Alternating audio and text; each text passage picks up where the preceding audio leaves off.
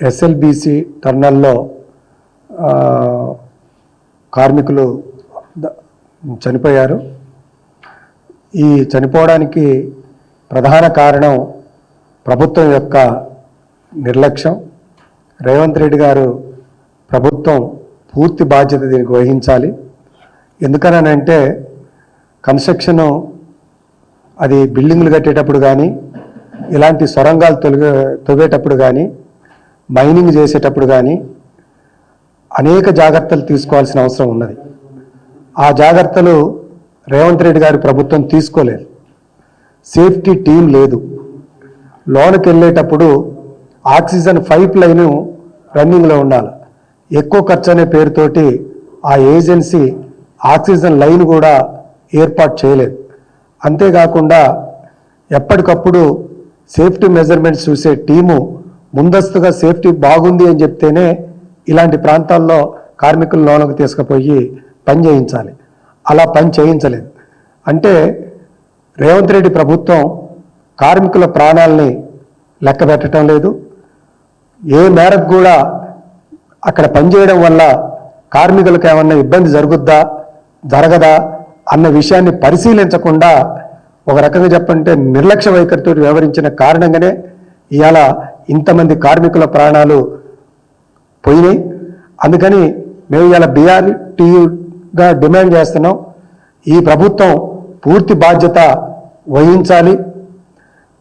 ఇప్పుడు మరణించిన వారి కుటుంబాలను ఆదుకోవాలి. ఒక్కొక్క కుటుంబానికి ఒక్కొక్కరి మరణించిన వారికి ₹1 కోటి చొప్పున నష్టపరిహారం ఇవ్వాలని చెప్పేసి ఇలా మేము డిమాండ్ చేస్తూ ఉన్నాం. గతంలో కేసీఆర్ గారు ముఖ్యమంత్రిగా ఉన్నప్పుడు ఏ కార్మికుడు కష్టం వచ్చినా కూడా ధన్మని ఆదుకున్న సందర్భం ఉంది. గతంలో కరోనా వస్తే బయట రాష్ట్రాల నుంచి వచ్చిన కార్మికులైనా వాళ్ళు వచ్చినప్పుడు వాళ్లకు సంబంధించిన కష్టసుఖాలు తెలుసుకొని వాళ్ళు ఇతర రాష్ట్రాలకు పోయి వాళ్ళు ఇల్లు చేరుకునేలాగా కూడా ప్రయాణ ఖర్చులు ఇచ్చి వాళ్ళని కడుపులో పెట్టుకొని చూసిన పరిస్థితి ఈ రాష్ట్రంలో తెలంగాణలో ఉండేది. కానీ దురదృష్టవశాత్తు కాంగ్రెస్ పార్టీ అధికారంలోకి వచ్చిన తర్వాత మొత్తం కార్మికుల్ని మర్చిపోయింది. ఏ రంగాన్ని చూసినా కూడా ఇలా కాంగ్రెస్ ప్రభుత్వం కార్మికుల్ని పట్టించుకున్న పాపాన పోవడంలే. ఇలా ఆటో కార్మికులు ఇలా నెలల తరబడి కొట్లాడుతున్నారు. వాళ్ళ బిజినెస్ సరిగా లేదు. మీరు మేనిఫెస్టోలో ఇచ్చిన డబ్బులు ఇవ్వండి అని చెప్పినా కూడా వాళ్ళు ఎక్కడా కూడా స్పందించట్లేదు. ఫలితంగా ఆటో డ్రైవర్లు ఇవాళ ఆత్మహత్యలు చేసుకుంటున్న పరిస్థితి కనపడుతున్నది. అంతేకాకుండా ఇవాళ దారం మిల్లులలో పనిచేసేవాళ్ళు, టెక్స్టైల్ దాంట్లో పనిచేసేవాళ్ళు, అనేక ప్రాంతాల్లో కార్మికులు ఇవాళ జీతభత్యాలు లేక ఇబ్బందులు పడుతున్నారు. సూర్యాపేటలో ఇటీవల కాలంలోనే మెడికల్ అండ్ హెల్త్ డిపార్ట్మెంట్లో అవుట్సోర్సింగ్ అండ్ కాంట్రాక్ట్ కార్మికుడికి జీతాలు రాక ఆరోగ్యం చెడిపోయినప్పుడు ఇంట్లో తల్లికి కూడా చూపించుకోవడానికి డబ్బులు లేవనే కారణంలో నోట్ రాసి ఆయన ఆత్మహత్య చేసుకున్న పరిస్థితి ఉన్నది. ఇట్లా ఎంతమంది సావులు ఈ ప్రభుత్వం చూడదలుచుకున్నది? రేవంత్ రెడ్డి గారికి ఎంతమంది చచ్చిపోతే కనికరం వస్తుంది? ఆయన కదిలి కార్మికుల సమస్యల మీద మాట్లాడతాడు. ఇలా జీతాలు కూడా నెలవారీగా ఇవ్వట్లేదు. అందుకనే ఇవాళ మేము ఈ ప్రభుత్వాన్ని BRTUగా డిమాండ్ చేస్తున్నాం. ఈ రాష్ట్రంలో నెలవారీగా ఫస్ట్ వీక్లోనే సంఘటిత అసంఘటిత రంగ కార్మికులకి జీతాలు వెంటనే ఇవ్వాలి.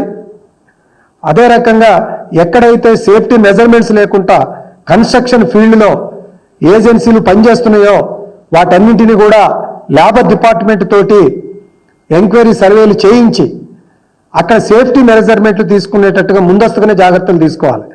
చచ్చిపోయినప్పుడు 4 రోజులు మాట్లాడటమే కాదు, ఇలా హైదరాబాద్ చుట్టుపక్కల ప్రాంతాల్లో అనేక పెద్ద పెద్ద బిల్డింగులు, అనేక పరిశ్రమలు వస్తున్నాయి.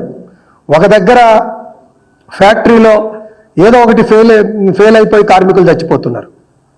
అసలు ఈ ఫ్యాక్టరీస్ దాంట్లో ఉన్న సేఫ్టీ చూడాల్సిన డిపార్ట్మెంట్లు సరిగా పనిచేయడం లేదు. ఎప్పటికప్పుడు చెక్ చేయాల్సిన లేబర్ డిపార్ట్మెంట్లు సరిగా వెళ్ళి ఆ ఏరియాల్లో పనిచేయటం లేదు. ఫలితంగానే ఈరోజు ఇవన్నీ కూడా జరుగుతున్నాయి. అందుకనే మేము ఈ ప్రభుత్వాన్ని డిమాండ్ చేస్తున్నాం. ఈరోజు మొదటిది SLBCలో మరణాలకు ఈ రాష్ట్ర ముఖ్యమంత్రి బాధ్యుడు, ఆయన నిర్లక్ష్యమే బాధ్యత. అందుకని వాళ్ళ మరణించిన కుటుంబానికి ₹1 కోటి ఇవ్వాలని చెప్పేసి ఇవాళ డిమాండ్ చేస్తున్నాం.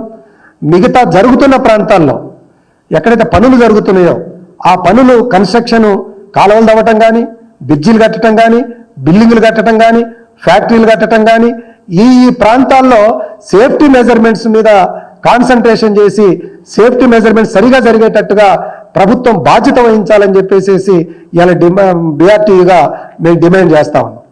Thank you. Hi, this is Swathi. Like చేయండి, షేర్ చేయండి, కమెంట్ చేయండి అండ్ సబ్స్క్రైబ్ చేయండి GRTV. Hi, this is Monica. Please like, share and subscribe GRTV.